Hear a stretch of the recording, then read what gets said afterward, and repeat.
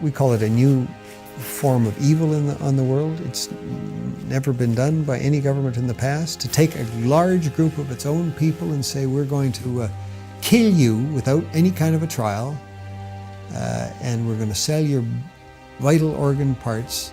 An individual from the United States or Canada, for example, could anticipate undergoing transplantation on a specified date.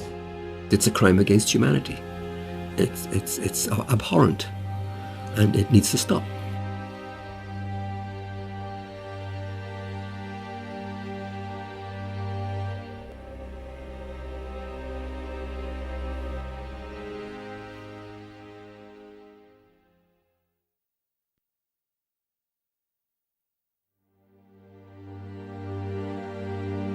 If you're going to go to China and you're going to get a liver transplant during the 3 weeks you are there, then that means someone is going to go schedule an execution, blood type and tissue type the potential executee, and have them ready to go before you need to leave. Starting at the end of 1999, the number of transplants taking place just exploded. China carries out more organ transplant surgeries than any country besides the United States. But unlike other countries, China has no effective organ donation program.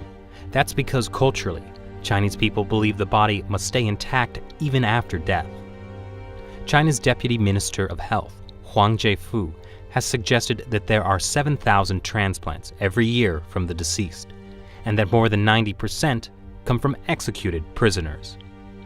The number of criminal executions in China is classified as a state secret, but Amnesty International's estimate is about 1,700.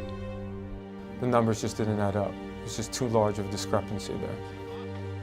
With only 1,700 executed criminals and no effective donation system, where do the rest of the organs come from?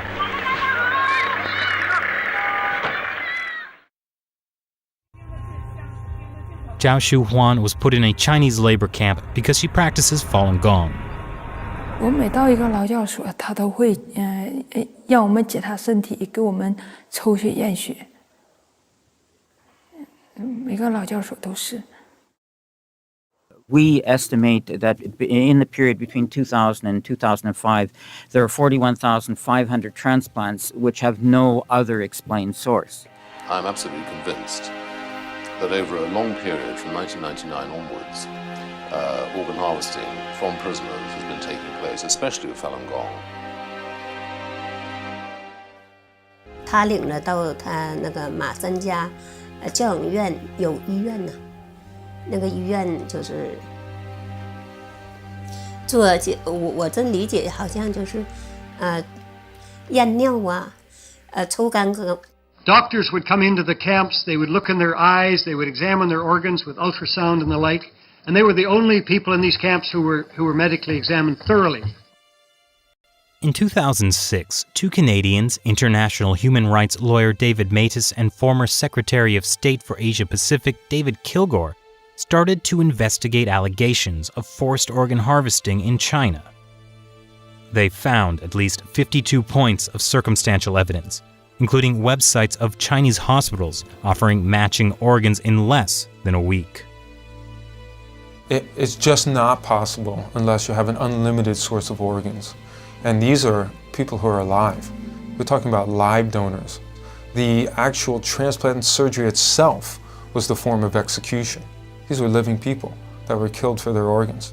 Makes you think of some grotesque restaurant where you go in and you pick your lobster in a tank. But these are human beings we're talking about. The military's making money off of it. The hospitals are making money off of it.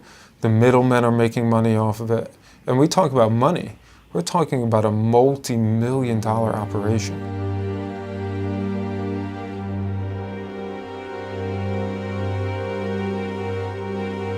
Journalist and author Ethan Gutman decided to carry out his own independent investigation. We had witnesses of disappearances, people who'd been examined and then had disappeared, busloads, entire prison wards which had been emptied out. The signs began to look like something much, much bigger. Like Tibetans and house Christians, Millions of Falun Gong practitioners are being persecuted in China for their beliefs. In 1999, Communist Party leader Jiang Zemin issued orders to break them financially, ruin their reputations, and destroy them physically. Since then, thousands of Falun Gong practitioners have disappeared without a trace. What happened to the disappeared? They, as far as we know, they're still there in these camps. Many of them are killed through organ harvesting, but the rest are still there, and they're the organ data bank for China. Around 1999, there were around 150 transplant centers. 6-7 years later, they had 600 transplantation centers. This is an increase by 300% within such a short period of time without an organ donation program. Military hospitals get watched in China, okay? There is nothing they can do without the party central taking note of what they're doing. Was this run by triads? No. This is run by the state. This was murder, and it came from the state. This is a crime against humanity. We should do our best to identify those specific individuals who are engaged in this and put them on the list of people who deserve to be brought to justice. In 2006, when this came out and we realized that they were killing prisoners of conscience for their organs, it was doctors that took the front line in trying to stop this. Every day there are a dozen of people that are executed or killed for organs in China. So we have to bring out the message, we have to inform medical doctors to stop this practice.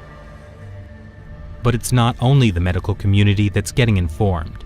The U.S. State Department mentioned allegations of forced organ harvesting in its annual Human Rights Report on China in 2011 for the first time.